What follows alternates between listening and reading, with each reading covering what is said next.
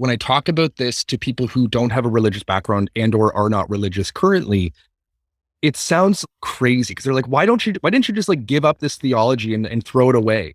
Yeah. And in some ways I'm like, yes, I understand that question. In other ways, I know the way that I felt, and the way that I felt was, how do you say, it was gut-wrenching to do the deconstruction work that I was doing, because up until that point I had a very defined way of viewing the world that was very easy to digest in some senses, right? Like you were given all the answers, right, wrong, good, evil, of God, of the enemy. And so when you live in this black and white cosmology, everything is sort of spoon-fed to you. Of course, the issue being I wasn't fitting into that paradigm. Hello and welcome to Out Loud, a podcast by and for queer people of faith in the South. Here we tell our stories of varied religious upbringings, messy coming outs, and the gift of community with one another. I'm your host, Greg Thompson, and a special welcome to everyone joining us live today at the Q Christian Fellowship Conference. QCF is a fantastic organization that brings together LGBTQ plus Christians and allies. I first attended the conference way back in the pre-pandemic days of 2019. Out Loud was just getting started, and I loved coming to the podcast room and hearing just these incredible in-depth conversations with leaders in our community. And so today I am so excited to be kicking off the programming on our virtual podcast stage. Today we have Lucas Wilson joining us. Lucas attended gay conversion therapy while studying at Liberty University, and not only lived to tell the tale, but became an advocate for abolishing this practice altogether. A PhD candidate at Florida Atlantic University with a Master of Theological Studies from Vanderbilt University, Lucas has begun working in the field of critical evangelicalism studies. Most recently, he has filed a lawsuit calling to question whether religious colleges should receive federal funding while actively discriminating against LGBTQ plus students, which is something that has been getting lots of attention over the past year. Lucas identifies as gay and uses the gender pronouns he, him, his. Lucas, welcome to the show. Greg, thank you so much for having me. Yeah, absolutely. I'm excited to chat. So I want to start with the question that I ask a lot of folks at the beginning of my podcast episodes, which is, tell us about the religious or spiritual background of your childhood. So I grew up, born and raised in Toronto, Ontario, and I come from a family of five. I'm the youngest of five, and I have three brothers and a sister, all of whom went to church much longer than I did when I was a kid, because my family, like every good Canadian family, stopped going to church and went to the cottage when I was young. And so I think for me, because I didn't have as much exposure to church, when I was around, going into, between grade 8 and grade 9, I decided that I wanted to go back to church. I wanted to, not just go on Sundays, but also become involved with the youth group.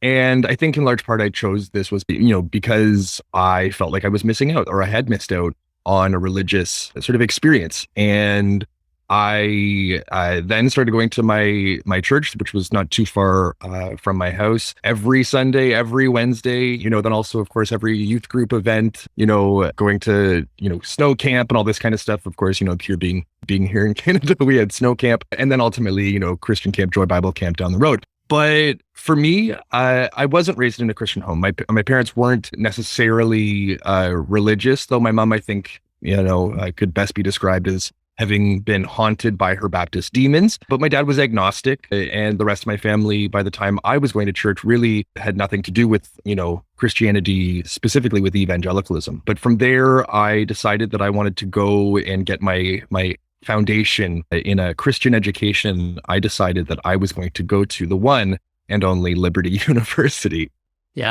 Yeah, we'll get into that. So what was the church that you were going to growing up, and what was attractive to you about getting involved there? Yeah, so I think, again, part of it was that I felt like I missed out on this religious component of my life. All my siblings seemed to have had much more exposure. They were able to go to church. They were able to go to, Sunday school. And I did. I went up to about grade 1 or 2, but we stopped. And so I think that was definitely a motivating factor.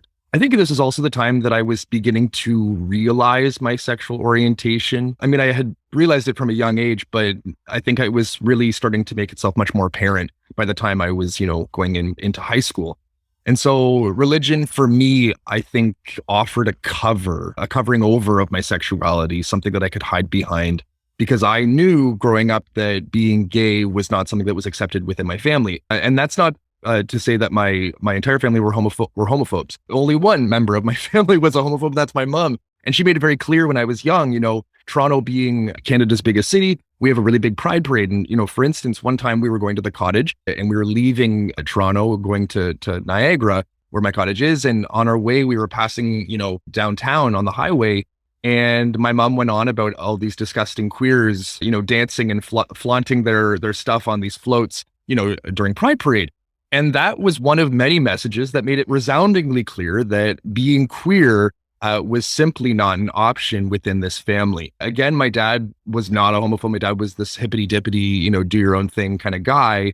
But he passed away when I was in grade 11. And so for me, not having that person who would have accepted me present, I think pushed me further into the closet. And ultimately, I stayed there for a very long time. Yeah. Yeah. Was the church you were going to, did they have any stance on sexuality at that time? Yeah, so the church, and I'm realizing I didn't answer your question, your last question, but the church itself, it was, I've thought about this a lot because I was recently interviewed asking about specifically the church I went to when I was younger. And I don't remember there ever being an official sermon or an official talk given at youth group about homosexuality. All of the conversations about homosexuality were very much sort of took place outside of the pulpit or beyond the pulpit. These were conversations between, friends and, during, small groups or one-on-ones and that kind of stuff. But it wasn't something that was talked about, though it was very, very clear the church's stance. Since I've left, the church has preached on homosexuality. And I think that for me was confirmation of what I had been told for a very long time, unofficially through the church. And it was a fellowship evangelical Baptist church. I'm not sure how common that denomination is in the States, but in Canada, for the conservative churches, it's pretty common. And so they were, again, without being explicit, they made it clear that it wasn't okay, or it wasn't an option to be queer and a Christian. Yeah. Yeah. I feel like that's all too common for a lot of us, or at least it has been for me too, growing up in the Catholic Church myself. There were I don't think I've actually ever gone to a church that had a homily, as we say in the Catholic Church, that actually explicitly said anything negative about the LGBT community. But just like you were saying, it was a very different conversation outside of church in small groups or just kind of in the community itself. It kind of depends on the people and on their beliefs within that belief system sometimes. So yeah, I totally understand that experience for sure. What were maybe the fruits of church for you at that age? Like what was, besides it being like a cover for you, did your faith mean something to you at that age? Yeah, so I was a convert, unlike a lot of my other friends in the youth group and in the church, who were raised in the church. And so I think that because of not being raised in church and also having this fresh exposure, it was, I was on, to put it in the best Christianese I know, I was on fire for Jesus. And so I was the Christian kid at my high school. I went to an arts high school. The writing was on the wall. Like, how did they not know I was queer? But I went to this art school, and I was like the Christian kid who would bring all my friends to youth group and to bring them to church. And so when I was at church, it was, for me at the time, a vibrant spiritual community in a lot of senses. Granted, like, would I go back to that community? No chance in hell. But at the time when I was a high school student, I thought it was great. And I mean, everything that was Christian, I was excited about. So like, Reliant K or Switchfoot, like any of these Christian bands, or, like the different programming on Channel 9 Christian television. I thought it was all great. Meanwhile, a lot of it wasn't. But I do stand by Reliant K and Switchfoot. And so I would say that the fruits of my time in youth group and in church were, I think, in some senses, a biblical literacy, right? Of course, it was a very, narrow understanding of scripture, but it certainly gave me a really strong vocabulary in Christian scriptures. At least I could talk about the stories, might not necessarily have been able to tell you what they meant in a lot of ways, or at least I'd have told you what they meant in a very particular sense. But as for the fruits, I mean, it gave me, again, this literacy, it gave me this community, which at the time was phenomenal. Granted, it was a conditional community. Had I identified as queer, or had I, lived into that, I would have not been a part of this community. But at the time, it was something that was exciting. It was new, it was fresh. And I think it aligned with a lot of my interests, which I've been exploring since I've left evangelicalism, which include, questions of ethics and morality and what does it mean to live a good life, and, how do I make the lives of others better? Granted, the content of that, of those questions is very different now. Meanwhile, the form, though, or what motivated those questions, or me to explore those questions, I think has remained constant.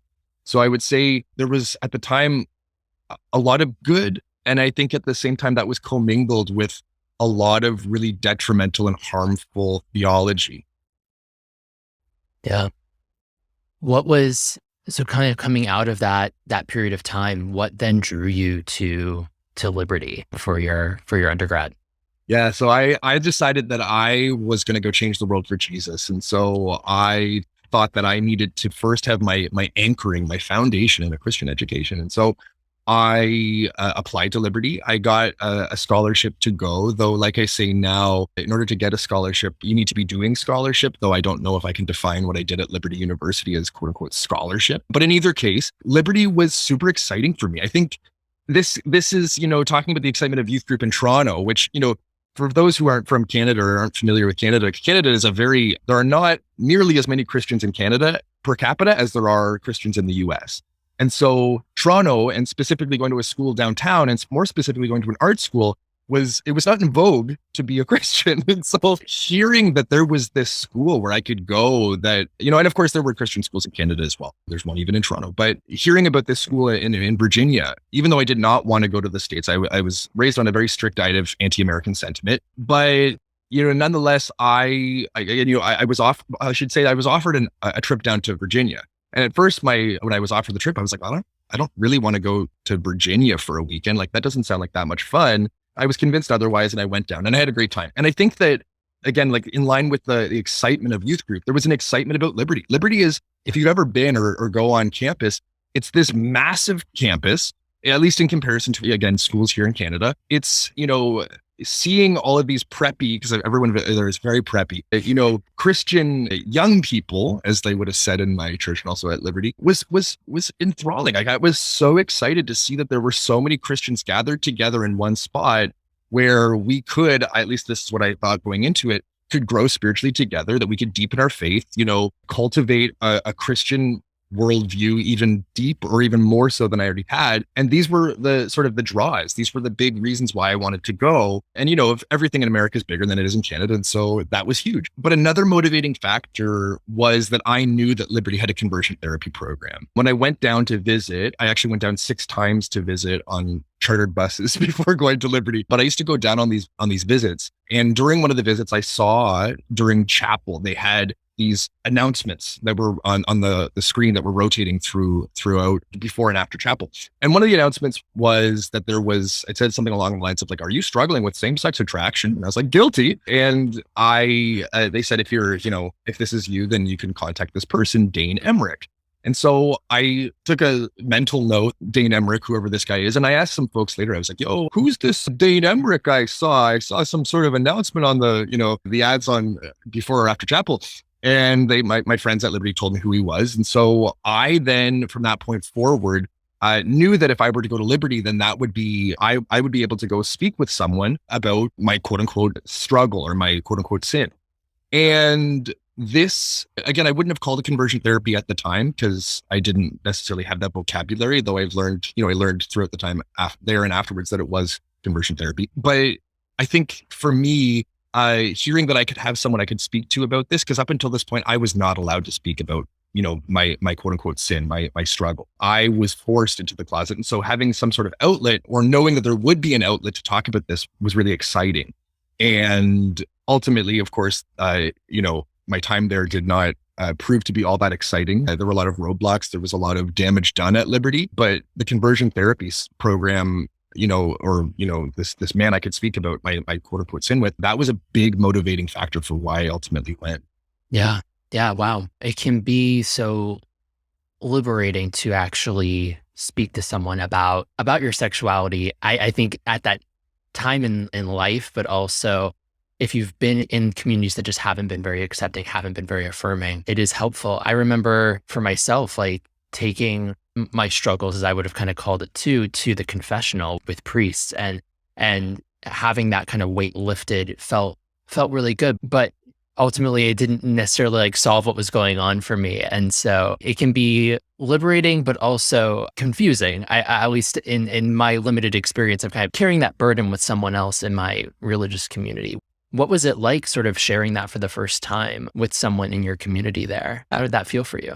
I think that, you're absolutely right. This like dual valence of that experience of actually talking to someone about, being queer.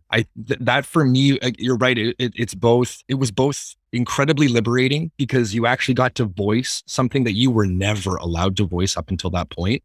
Other than I think I talked to one person on MySpace way back when I was queer, but putting that aside, I didn't, and so there's that liberating aspect, that ability to just name the experience, up until that point, being shrouded in secrecy, being shrouded in silence, you have all of a sudden this opportunity to speak it. But of course, the tragic irony there is that you're not going to be received well, although it's going to be cloaked as acceptance. It's going to be cloaked as love, the way that, the person talks, my conversion therapist talked about homosexuality with me. He made it seem like he was doing God's work. He was doing what was God's will, and that it was loving. And so it's this push and pull, right? Or this like negative and positive in some senses experience, though of course at the end of the day it's leading to death dealing sort of theology, or it's inspired by death dealing theology, and it sort of perpetuates this death dealing theology that you internalize, and to such an extent that you become your own jailer. You become someone who controls and monitors himself, or in my case, I controlled and monitored myself according to this theology that ultimately did not, align with my lived reality, which was being a queer man. So I think to rewind a little bit, though, it wasn't just with Dane Emmerich, my conversion therapist, that I spoke about being queer. It was actually the first time I ever did was when I had this really bizarre, if we can call it romantic, we'll call it romantic, encounter with one of my spiritual life directors on my hall. Liberty has a leadership model where every dorm has resident advisors, spiritual life directors or SLDs, and prayer leaders, and then the rest of us plebeians who weren't, spiritual left to be on the spiritual hierarchy. And so one of my spiritual life directors, though, one time, again, we had this very bizarre encounter. I won't go into too many details. And afterwards, he wouldn't speak with me. And I was, dead over it, right? This was my first encounter, romantic, encounter with anyone, really. And he, again, wouldn't talk to me. So I did what most, angsty teens would do. I wrote a poem. It was called, "Do you ever notice how cold it gets in the fall?" It's like just so awful. But I write this poem. And one time my friend, he and I were at work together, and he knew something was up. He knew something, there was an issue with my spiritual life director and me. And so he said, "What's wrong?" And I said, "Well, I can't really talk about it, but I can read you a poem I wrote." So I read him this poem, and whenever we would talk about anything that was a little bit, anything sexual, really, he would get these like nervous, quivery lips. And so and this is the first time I noticed them, and he had these like kind of like, like shivering lips. And he said, I think I know what you're talking about, and through your poem. And I was like, "Oh no, well, what do you think it's about?" And he said, "Well, I don't want to guess and be wrong, because if I'm wrong, I'll embarrass myself." I said, "Why would you be embarrassed?" He says, "Because I think I struggle with the same thing." And the moment I heard him say struggle with the same thing, I was like dog whistle, you're queer too. And so we kind of fumbled back and forth, and it was, I struggle with same sex, etc. And then we both blurted it out, and he was the first person I told. But of course, I didn't feel comfortable putting all of myself onto him, like my burden of what had happened with my spiritual life director and I. So I decided that I was going to not just talk to him about it, but I was going to talk to the Dane Emmerich, the conversion therapist. But having him, it was a very weird sort of journey, because he and I both, it was like all we wanted to talk about was that, because again, we didn't really know many people who again, quote unquote, struggled with this. But at the same time, we were both, ardently fighting against it. And so it was this constant like titillation or like draw And then also this constant repulsion that we had learned or adopted or affected from the theology we had been learning and the churches we had gone to and the school we went to. And so it was this very weird secret world that he and I occupied. And of course, there were a number of other queers on Liberty that I eventually met later through the group conversion therapy program, which is a whole other story. But it was this really weird world where, again, you have this community, but it's also an anti-community because the community itself is trying to literally destroy itself, right? It's literally trying to erase all queerness. And of course, if you're erasing that queerness, you're erasing a constitutive part of who these people are. So it was this very strange sense of community and anti-community that was held in tension.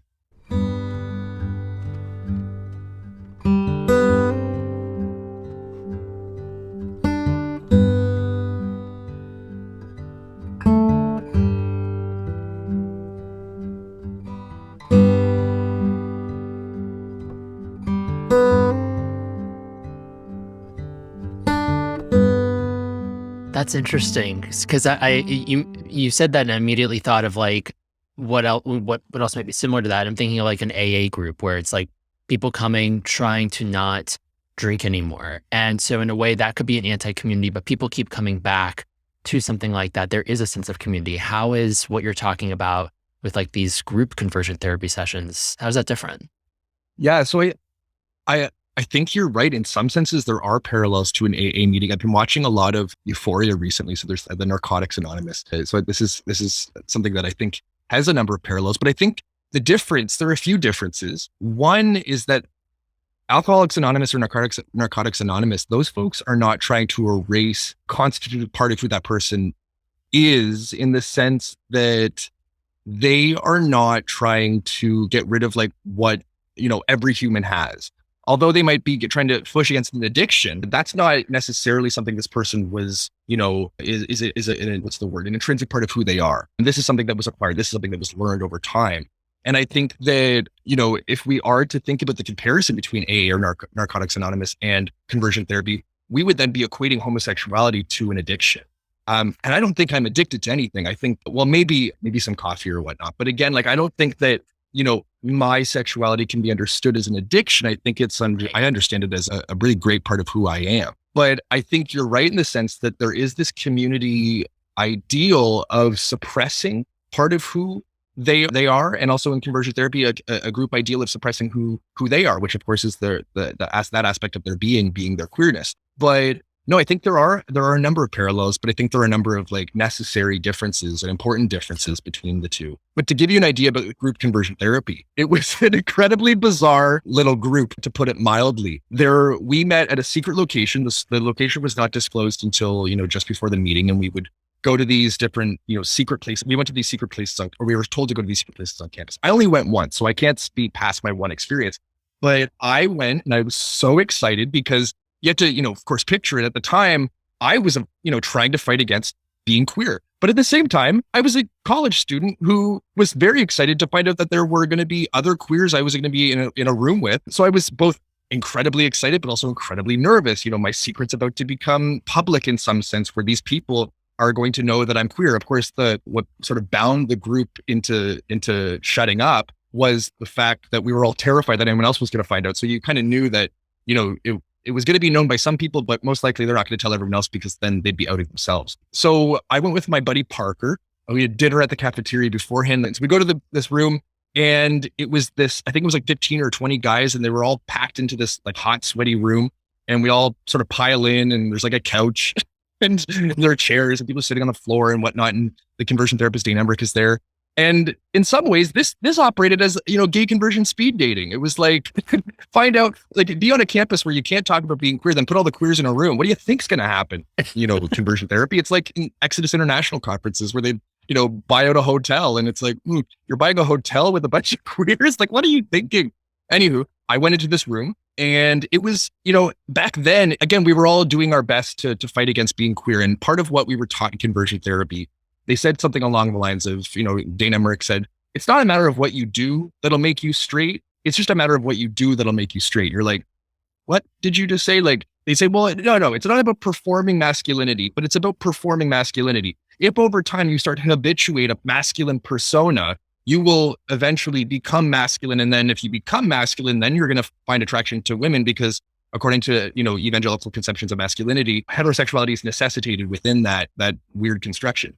And so part of this was that we had to, affect or perform a brand of masculinity. So I get into the room and all these guys who they were, they were doing their best. They were getting the good old college try, literally and figuratively. And they were, it sounded honestly like the way I described it in one of my articles one time was that it sounded like the rhetoric or the script of a locker room porno where they walked in, they're like, "Hey man, what's up, dude?" And you're like, "Oh, that sounds so what's the word? It's sincere, right?" Yeah. And like for me, I love sincerity. I don't care who you are or what sort of where you are on the gender spectrum. I like it all. But when you put on something that you're not, whether you're trying to be more feminine than masculine or otherwise, or just anything that's unnatural to who you are, it just doesn't ring authentic. It doesn't ring, it's unattractive for me. So I remember being like, what in the world? Where am I? Like, what's going on?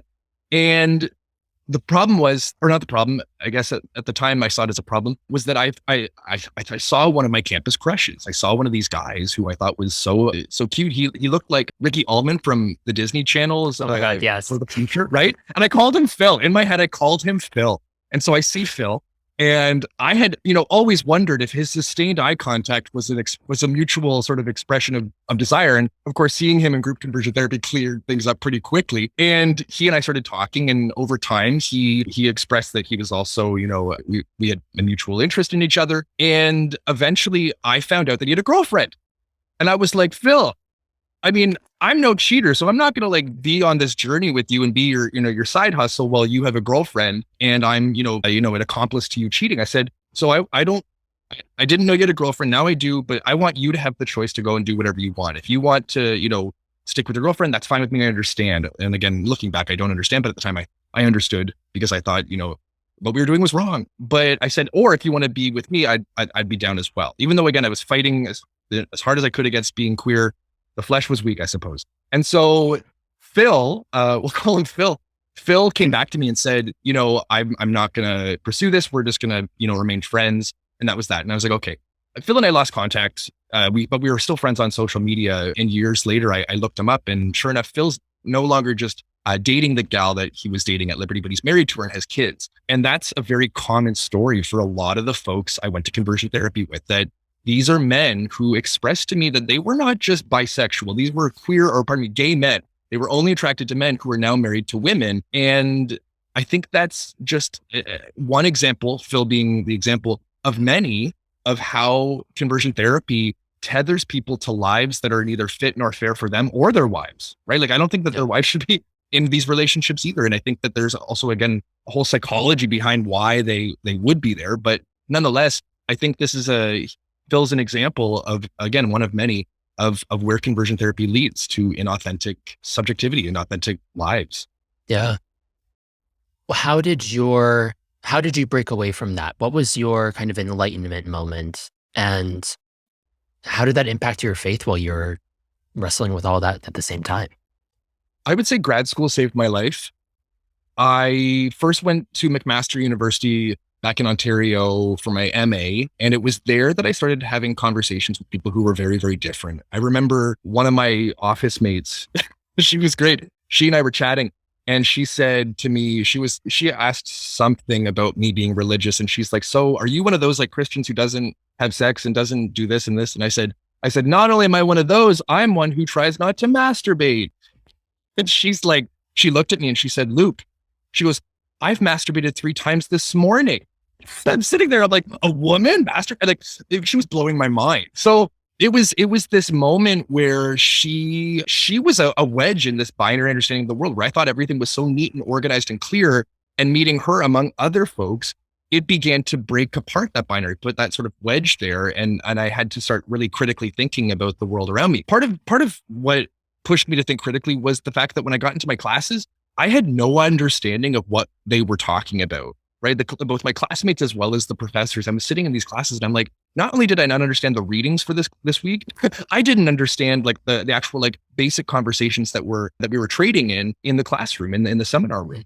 And so that was a huge red flag, very alarming for me, because I was like, I know I'm not stupid. I just have obviously not been trained well. And so that really was the one of the first moments where I began to realize my schooling at Liberty was so poor. And so for anyone who's ever, written a thesis, normally when you submit your proposal, you'll get, either you'll get accepted or you'll get a few revisions. At worst, I've heard someone get rejected twice, and then their third try, they were given the green light to begin their thesis. For me, I wasn't rejected once, twice, three, whatever. I was rejected 7 times. And only on the 8th try did I get, the ability or the green light. And I remember being so frustrated, thinking to myself, what in the world?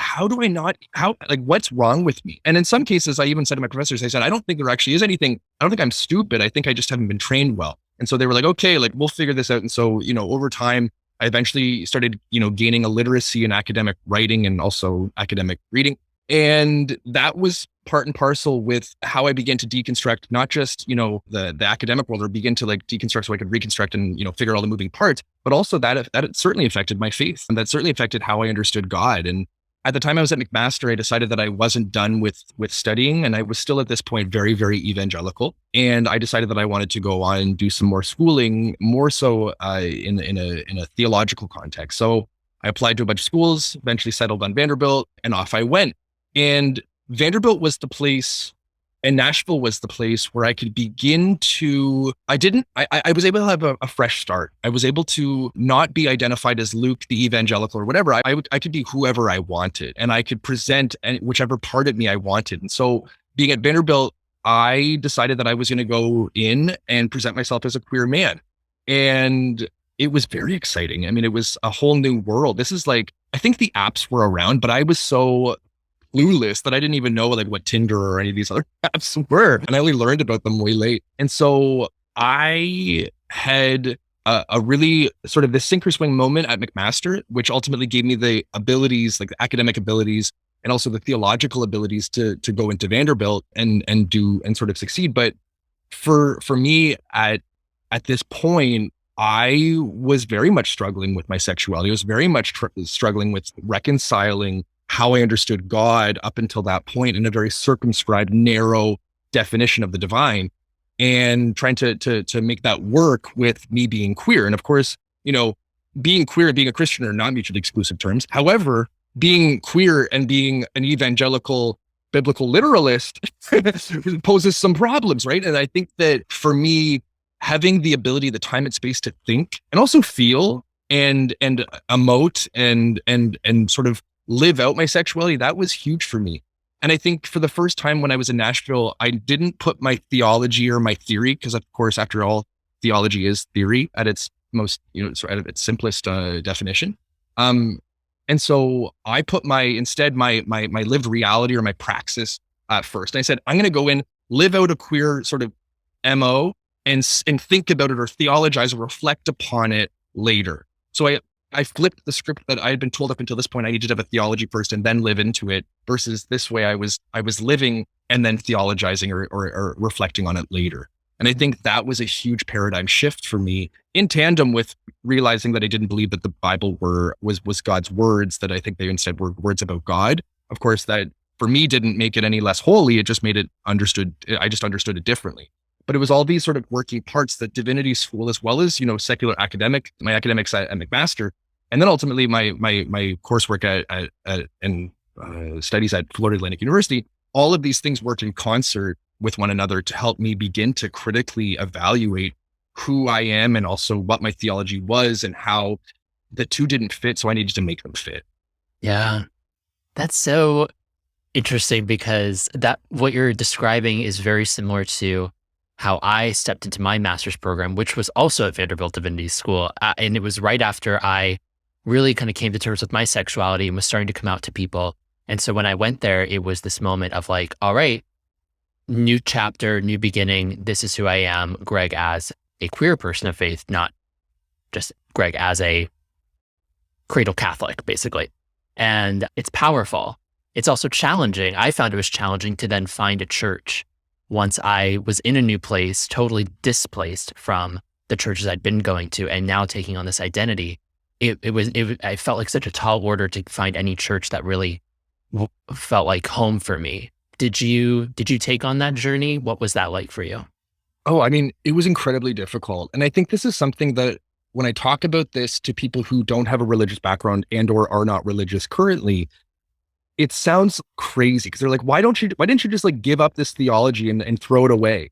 Yeah. And in some ways I'm like, yes, I understand that question. In other ways, I know the way that I felt, and the way that I felt was, how do you say, it was gut wrenching to do the deconstruction work that I was doing, because up until that point I had a very defined way of viewing the world that was very easy to digest in some senses, right? Like you were given all the answers, right, wrong, good, evil, of God, of the enemy. And so when you live in this black and white cosmology, everything is sort of spoon fed to you. Of course, the issue being I wasn't fitting into that paradigm. Like I, as a queer man, just wasn't obviously in line with what they had been, espousing for decades. And so, nonetheless, have even like where I said like this shift between understanding words about God or God's word and then understanding the Bible as instead words about God.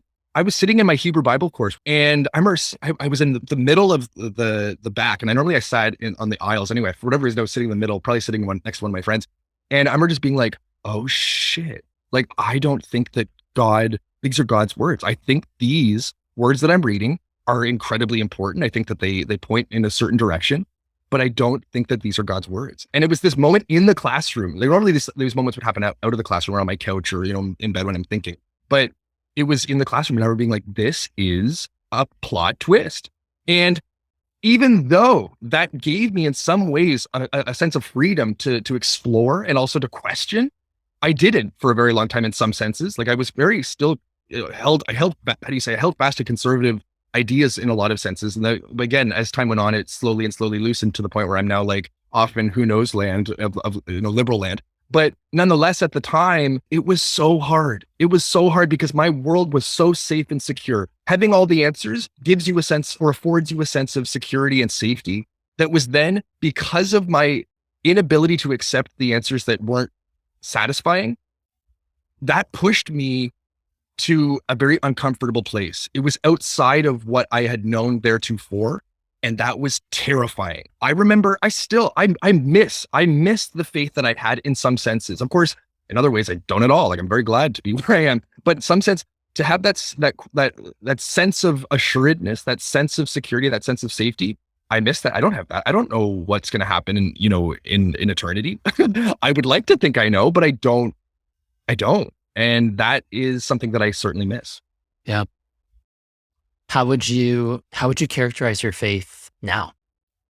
I think I'm pretty Thomas Jefferson about things. I'm pretty deist. I, in a lot of senses, think that I think it's intellectually dishonest to argue that there is no God. I am not an atheist. I'm also not an agnostic. Like I don't necessarily think that there's just like absolutely no way of knowing anything about God. I think there are some clues. I think there's some hints, but at the same time, I kind of think that God created the world and stepped back. And this is in large part because of my studies. I studied the Holocaust. Most of what I do is the intergenerational transmission of trauma between survivors and their children and their grandchildren. And it was actually one class with my PhD supervisor, Dr. Alan Berger, who's the biggest mensch of all time. I was in his class and we were reading Elie Wiesel. Elie Wiesel is perhaps the best known Holocaust survivor, and Frank is perhaps the best known victim of the Holocaust. But as for survivors, Elie Wiesel, who wrote Night, Nobel Prize winning piece of literature, just a phenomenal human, also a phenomenal writer, and he wrote prolifically. And so I was reading lots and lots of Wiesel. I just, all of his essays, his books, his whatever, not all of them, pardon me. He's written far too many for me to read. And Wiesel, he was relentless with God. And I think that the Jewish model of protest, or at least a Jewish model of protest, I should say more accurately, not just homogenize and say all Jewish models of protest are the same, but for Wiesel specifically, he protested God.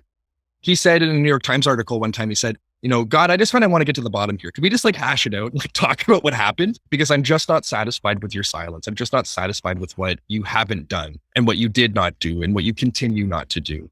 And so Wiesel, though, I think contrary to some people's opinions or interpretations of Wiesel never lost his faith. He was still a committed person of faith. It was just that his faith, the content of that faith changed dramatically. And I remember reading Wiesel, and it was at the time that I had read something or I saw something along the lines of someone, had said that she was #blessed because she got like a free Starbucks coffee or something like that.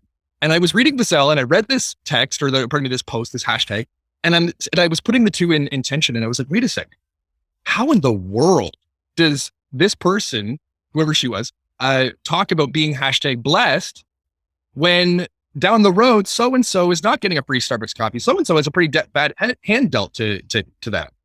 How could someone claim that God is taking time out of God's, agenda to come and give this gal a free Starbucks coffee? I was like, what in the world is that hubristic claim?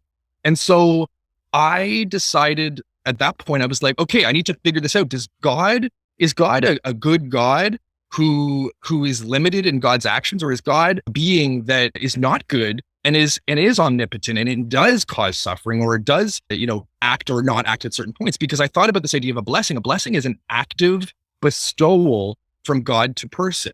And so if God is not giving blessings to others, that would then therefore mean that God is intentionally or actively, withholding gifts or blessings or whatever you want to call it. And I thought to myself, this is a thought that probably should have come to my mind years before, but I'm a late bloomer, I suppose. And I was thinking about this, and I was like, I cannot get on board with the idea of miracles anymore. And that was sort of this, again, another wedge in my theology, where I thought God doesn't act in this world. If God acts in this world, then that means that when God's not acting, God's doing some pretty messed up stuff. And so for me, I couldn't necessarily give up the idea of a good God. And maybe that's a fiction, and maybe that's a fiction I'm willing to uphold, and I'm okay with that.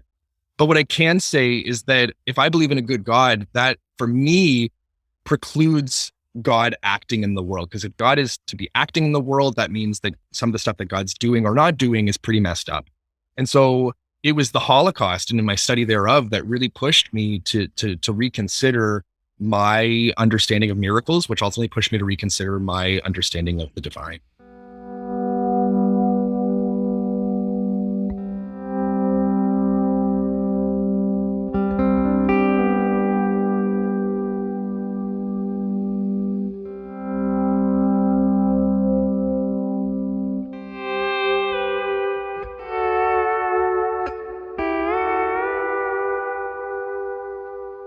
You've been in the media a lot over the past year with this lawsuit that you're filing with other students against the Department of Education, kind of calling out the practices from colleges like Liberty regarding conversion therapy. Can you tell us more about that and how it's going at the moment? So I first found out about the lawsuit through Facebook, and someone had tagged me. They said something along the lines of like, are you or just someone has he or she or they gone to an institution, a Christian institution, and been discriminated against? And someone tagged me. They're like, this is Luke Wilson to a T. And so, because I had been writing and speaking about Liberty at this point for a little bit. And so I got tagged. I reached out to the lawyer. The lawyer's name is Paul Southwick. Paul Southwick is an absolute gem of a human. Paul is based out of Portland, Oregon. And Paul started a nonprofit called the Religious Exemption Accountability Project, REAP, REAP. And I should put a little plug in, go check out REAP's work. They're absolutely phenomenal. And a big thing that they're doing is exactly this lawsuit. So the lawsuit now has over 40 plaintiffs of queer folks who went to religiously affiliated colleges or universities, whether that be evangelical, Mormon, Catholic, or whatnot, who were actively discriminated against when they were there, whether that be types of conversion therapy, whether that means they were academically dismissed because of their sexual orientation or gender identity and or expression, among other, quote unquote, that they would deem a sin. And so the lawsuit is, well underway, and we are suing the U.S. Department of Education for giving taxpayer dollars. And every year there are literally millions and millions and millions of taxpayer dollars given to religiously affiliated colleges or universities. And we're saying that if you are to discriminate against queer students, you should not be able to receive federal funds. In the same way that you can't discriminate against students on the basis of race or gender, you cannot do so on the basis of gender identity and expression, and sexual orientation. So if you've ever heard of Title IX is on the basis of gender, whereas sexual orientation unfortunately does not fall under that umbrella. So this is a landmark lawsuit that is allowing us to expand the protections of students. And those protections include, again, gender identity and or expression, as well as sexual orientation. And so, we're right now, we're in the middle of it. We're in the thick of the lawsuit, and we're hoping for a big old W, hoping that the Department of Education comes to their senses, and really, I guess, maybe more accurately, that the courts come to their senses and say it is not okay for these schools to finance their homophobia on the dimes of American taxpayers. Yeah. What's the timeline on this whole? I know these things kind of take a long time sometimes. What's that looking like? If in fact there is a positive outcome, then of course, then we're done. If it's not, if we lose this lawsuit, we can then appeal and keep going up and up and up. And I'm no legal expert. I know very little about law, specifically American law. But what I understand is that this could ultimately go to the Supreme Court. And of course, there have been some recent cases that have been presented before the Supreme Court that ultimately resulted in a favorable outcome for queer folks, surprisingly, with the way that the courts are stacked. But of course, there are a number of other cases that did not result in a favorable outcome. And so it really is up in the air as to what can or will happen. But it's been a weird journey, right? Because you're putting yourself out there in ways that, I mean, I had been doing that beforehand, but in a way that now is litigious, right? There's some sort of like litigation going on. And so it's a very weird process. It's also there's a strong sense of community that there are a number of us who kind of came out of the woodwork and were like, yeah, I identify as queer and I've been discriminated against. And sort of having that sense of community of folks who know, at least in part, what it's like or what you've gone through. It's nice in that sense for sure. Yeah, sounds like a much more generative community than what you experienced with the group at Liberty. Strangely enough, I think you're right, Greg. So we do have a couple of questions coming in. I want to fit these in before our time is up. One person in our audience here is asking, what did you do during times when you said you were terrified of your faith that once was safe and secure? Any advice that you can give to those of us who may be in that situation right now? Is there any way to feel safe and secure again? I think there are two things. One's temporary and one's maybe both are long lasting. The first I was going to say is temporary. It's just having conversations and being in community with people, but hopefully that community doesn't go away. And I think it's also very helpful not to have just the community who holds the faith that you're deconstructing, right? To not just be talking to people who are perhaps more conservative or have identified as conservative or lived into a conservative theology. I think it's great to have conversation partners outside of the church. And that was for me, I was able to, because I wasn't raised in the church. I always had one foot in, one foot out.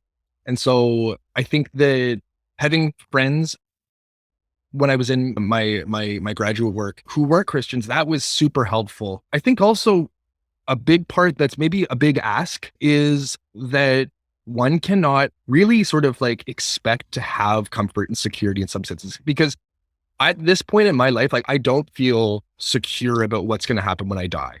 Like I don't have any idea what's going to happen when I die. And that to this day has been something that's in some ways plagued me. And so I think I had to give up the expectation that I was going to feel safe or secure and I was going to ultimately really understand anything. And I think when you allow yourself to live into the question mark, when you allow yourself to not search for easy, comforting, safe, secure answers, you're able to begin to really live into what I would say is more so a reality than a constructed, well, everything's constructed, isn't it? But it's maybe more a realistic way of being, because, if we're trying to make something fit and it doesn't fit with the world, maybe that's our cue that we shouldn't try to make that fit anymore. But of course, the alternative is that there's just sort of this amorphous, loosey-goosey, who knows where we are sort of, paradigm or reality. And that's terrifying. But again, and that's not a helpful answer that I just provided, saying that you just have to give up your expectations for comfort and security. But I think that that's maybe the most realistic way of putting it. But in the meantime, to have that community, to have that sort of like group of folks who are at least able to think through the narratives that you've been given up until this point, that's super helpful and generative. Yeah.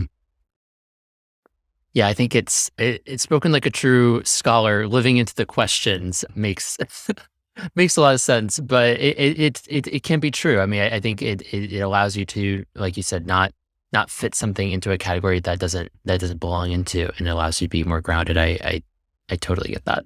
I remember when I got to McMaster, there was one of my colleagues. She said that the point of academia is not necessarily coming up with answers. It's exploring questions.